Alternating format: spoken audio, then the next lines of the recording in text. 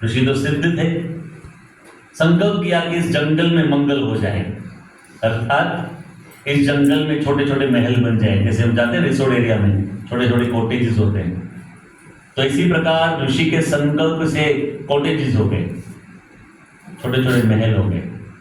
ऋषि ने दूसरा संकल्प किया, सभी प्रकार का शुद्ध शाकाहारी स्वादिष्ट भोजन यहाँ पे आ जाए, भोजन आ गया।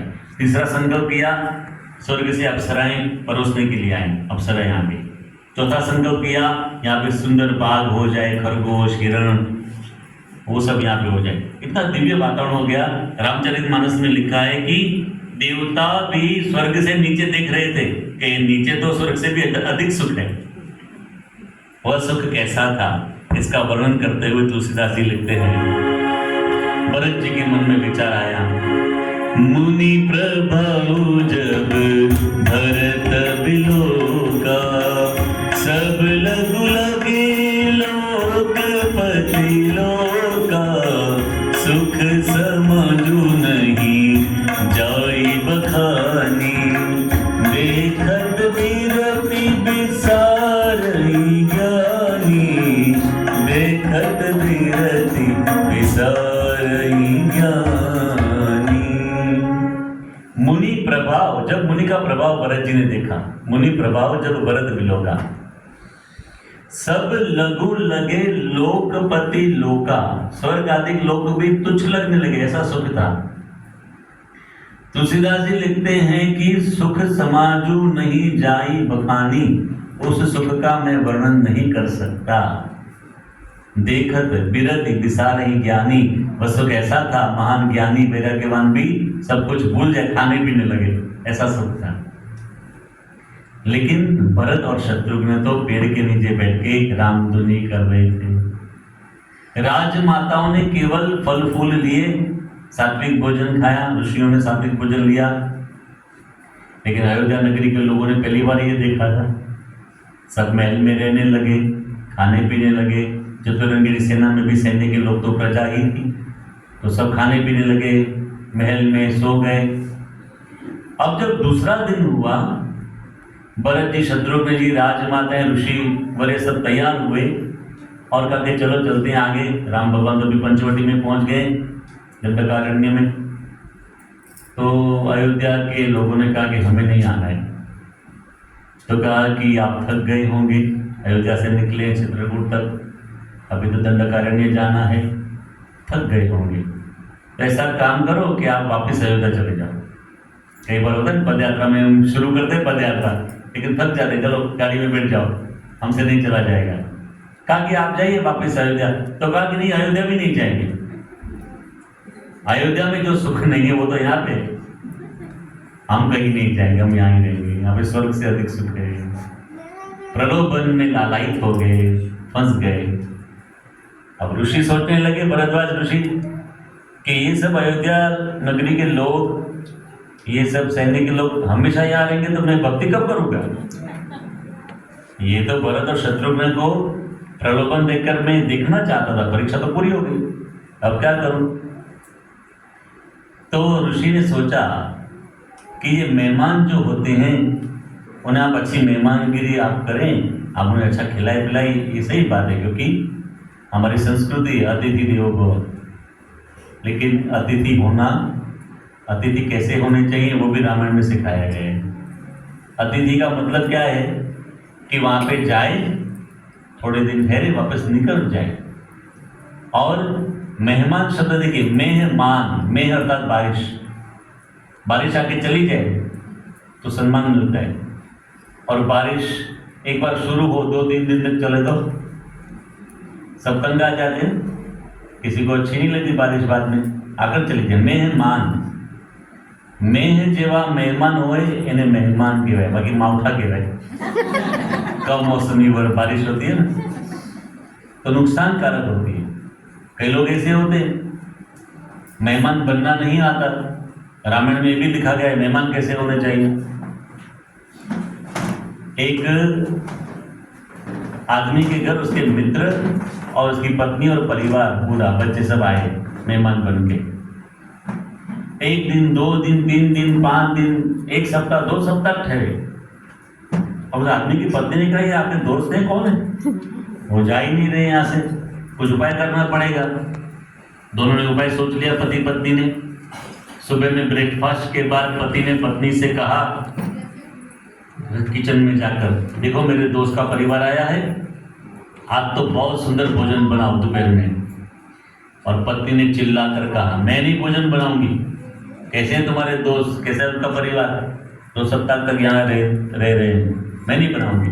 तो पति ने कहा कि यदि तुम्हें भोजन नहीं बनाना है तो मेरा घर छोड़। तो पत्नी ने कहा मैं ये चली, सब कपड़े लिए पैक करके वो चल गई। तो पति ने कहा तुम जा रही हो, मैं तुम्हें मारने आ रहा हूँ। तो जो घर में सोटी थी वो लेकर उसके पीछे गए।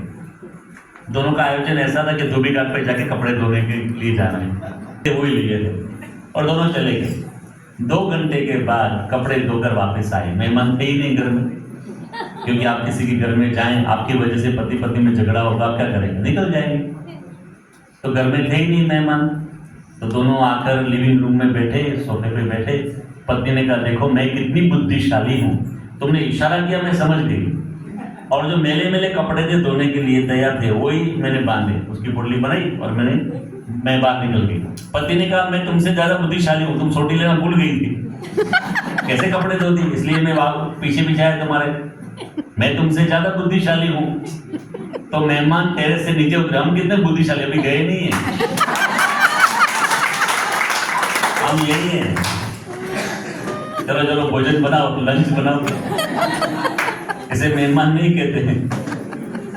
तो ऋषि ने सोचा ये हमेशा मेरे यहाँ रहेंगे अवधपुरी के लोग, मैं ध्यान भजन कब करूंगा। संकल्प से सृष्टि की सर्जना की थी, संकल्प से विसर्जन कर दिया। और देखा जब अयोध्या नगरी के लोगों ने सब कुछ चला गया, महल वो सब चला गया, तो कहते चलो राम भगवान के दर्शन के लिए जा रहे हैं, वापिस चलने लगे। अब जब दंडकारण्य पहुंचे तब तीसरा विघ्न आया, और तीसरा विघ्न कौन सा था, लक्ष्मण जी नहीं पहचान सके, ये तो उनका चरित्र है, लेकिन उन्होंने समझाया। भगवान राम से वे कहते हैं देखो भरत और शत्रुघ्न लड़ाई करने के लिए आ गए।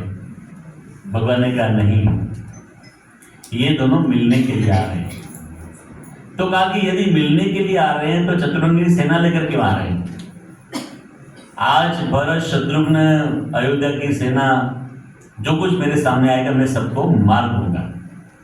भगवान ने कहा लक्ष्मण कभी भी कोई निर्णय त्वरित न ले, सोच समझ कर ले। भरत ऐसा भाई है कि कभी भी उसे बुरा विचार नहीं आ सकता।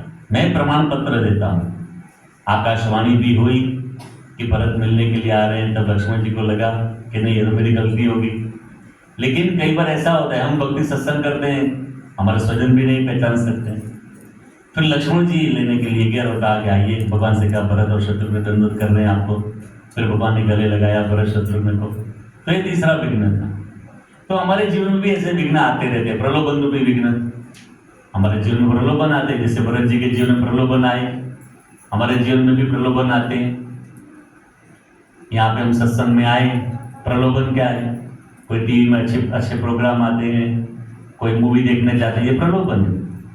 आज की दुनिया में आप देखिए बच्चे पढ़ाई करने बैठते हैं, लेकिन मोबाइल में भी प्रलोभन है, तो सोशल मीडिया की वजह से पढ़ नहीं सकते, तो ये भी प्रलोभन है। तो हमेशा प्रलोभन से बचते रहें और हमेशा भगवान की शरणागत बने रहें, तो भगवान आपके पक्ष में रहेंगे। भगवान ने लक्ष्मण जी को समझाया। फिर तो बहुत सुंदर मिलन हुआ। 10 दिन तक भरत जी वहां पे ठहरे। हर रोज सभी को प्रश्न होता था किसका विजय होगा। भरत जी का प्रेम ऐसा था कि भगवान वापस आए अयोध्या में, और राम भगवान का मन में इतना दृढ़ था कि मुझे पिता के वचन का अनुसरण करना है। वहां जनक राजा भी आए, सुनैना जी भी आई, और वहां पे सब इकट्ठे हुए। और फिर जनक राजा ने कहा कि भरत जी, सच्चे प्रेम के लक्षण कौन से होते हैं। यदि आपको किसी पे प्रेम है तो उसकी आज्ञा का अनुसरण करना होता है। यही बात भगवान स्वामी नारायण ने वचनामृत ग्रंथ में बताई है, कायरणी प्रकरण का 11वां वचनामृत। भगवान ने कहा यदि आपको भगवान पे प्रेम है तो भगवान की आज्ञा का पालन करें, जिस प्रकार गोपियों ने किया। श्री कृष्ण परमात्मा के प्रति गोपियों को बहुत प्रेम था।